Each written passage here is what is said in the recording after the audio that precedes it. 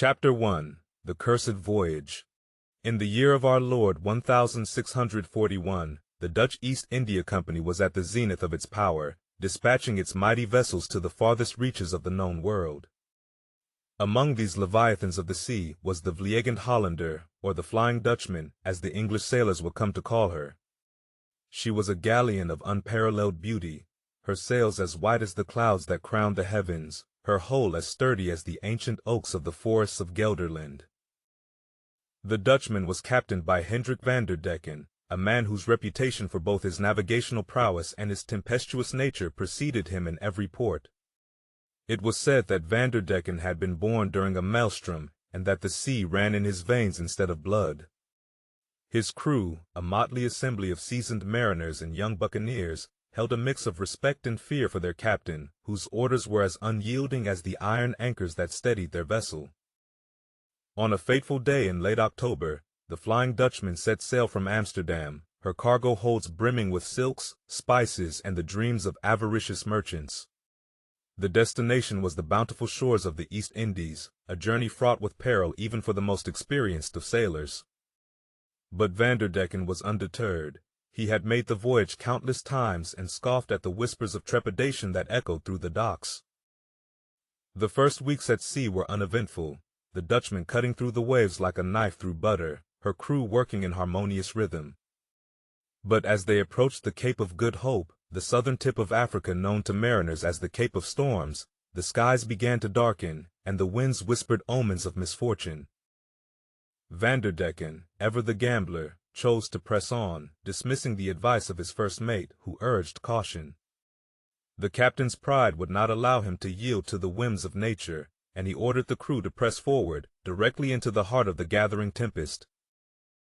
As the Dutchman neared the Cape, the storm unleashed its fury. Mountainous waves assaulted the galleon, and howling gales tore at her sails. The crew fought valiantly to keep their ship afloat, but the elements were relentless. Amidst the chaos, a rogue wave of monstrous proportions crashed over the deck, sweeping away men and cargo alike into the abyss. It was then, in the eye of the storm, that Captain Van der Decken, with a voice that rivaled the thunder itself, cursed the heavens for their spite. He swore a blasphemous oath, vowing to round the Cape even if it meant battling the storm until Judgment Day. The heavens, it seemed, took note of Van der Decken's hubris.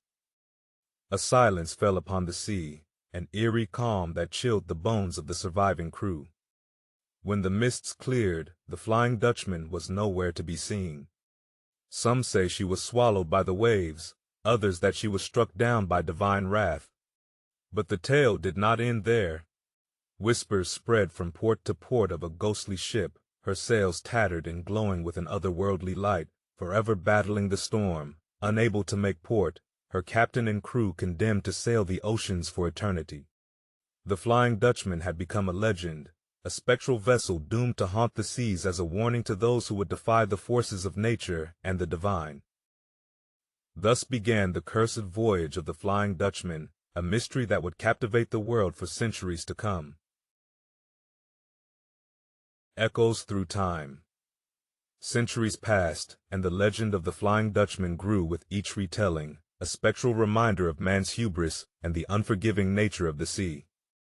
Sailors from every corner of the globe whispered of sightings, claiming to have glimpsed the cursed vessel's ghostly form through the shroud of fog or in the heart of a storm, her sails glowing with a haunting luminescence against the darkened sky. As time marched on, the world changed in ways Van der Decken could never have imagined. Wooden ships gave way to ironclads, and steam replaced sail. Yet, through the ages, the Dutchman remained, a timeless relic of a bygone era, trapped in her endless struggle against the elements. It was on a night much like the one that sealed her fate, under a moon obscured by the tempest's wrath, that the Dutchman's tale found its resolution. A vessel, not of wood but of steel, braving the same treacherous waters near the Cape of Good Hope, encountered the legendary ghost ship. The crew watched in awe as the Dutchman emerged from the tempest, her form shimmering with an ethereal light. The captain of the modern ship, a descendant of the sea who held the old stories close to his heart, knew what he must do. He steered his ship alongside the phantom galleon, and with a voice that carried the weight of centuries, he offered a prayer for the lost souls of the Dutchmen. He spoke of forgiveness, of redemption, and of release from their eternal bondage. As the words left his lips, a profound stillness enveloped the sea. The storm abated, and for the first time in an age, stars pierced the night sky above the cape. The crew of the steel vessel watched as the Flying Dutchman's sails, once tattered and glowing, turned a brilliant white and filled with a benevolent wind. With a final nod to her modern kin, the Dutchman sailed towards the horizon, her form growing fainter until she vanished with the dawn. The curse was lifted, and the souls aboard were finally at peace, their story complete.